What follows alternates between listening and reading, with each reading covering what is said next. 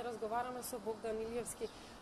Добар ден за вас и благодарам за прифатената покана за учество на информативниот блок на телевизија Нова. Па е, моето прво прашање е всушност. Денес ја поднесовте иницијативата. Зошто се одлучивте за правна битка и нормално, што очекувате? Благодарам на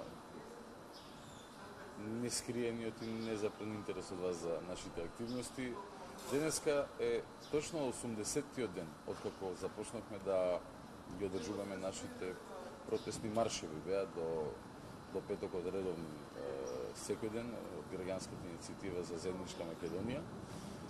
Но таму на 75-тиот, 6-тиот ден одлучивме дека во моментов е многу важно, исклучително важно, не за нас како граѓанска иницијатива, него за Република Македонија, како една правна држава или држава која сакаме да веруваме дека може барем да биде правна држава, да се одбележи овој момент, односно да се остави трак дека оно што се случуваше во собранието од страна на пратениците од Тиранската коалиција на 27 април, на грубо кршење, дробење на уставот на најситни делови, кршење на законот за собрание, на деловникот за работа,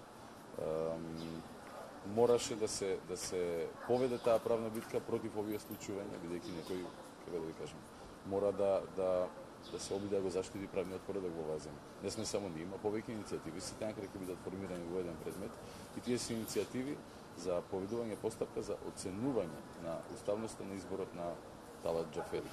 Имаше разни спекулации денови по медиуми во изминатиот период, особено од луѓето кои што се поддржувачи или директни учесници во кршењето на уставот, знаејќи дека реално работеле противуставно и дека ако има правда во оваа држава, уставниот суд, овие 9 уставни судии ќе го ресетираат политичкиот живот на 27 април во 6 часот попладне, кога председателот Рајко Велјановски ја прекина седницата. Меѓутоа имаше разни толкувања дека уставниот суд не бил надлежен за индивидуални акти, туку за општи, што е вистина, и дека ова било индивидуален акт, што не е вистина.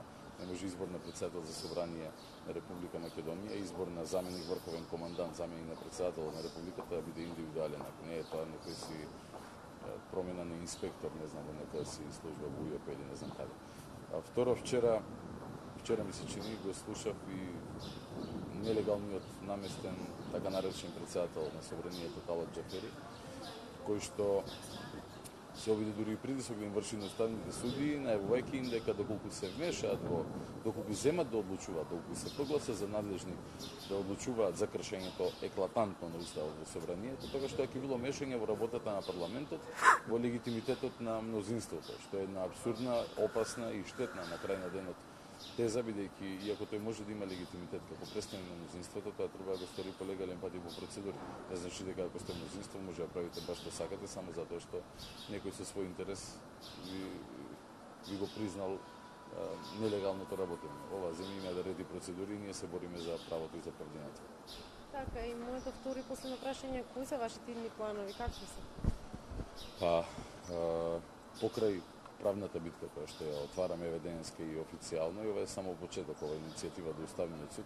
Имаме ние и други инстанции до кои што ќе се обратиме, дури и во случај дека Уставниот суд во конкретниот случај се прогласи за ненадлежен, што би било абсурдно и би бил еден преседан и еден голем срам кој што во иднина ќе го изучуваат по учебници како негативен пример. Меѓутоа, подготвуваме една, кој што најавувавме изминативе 10 дена, 2 недели, голема тужба против многу учинители, сите вклучени во овој процес, не само во последните 70 дена или последните 5 месеци после изборите, туку во последните малте не 3 години.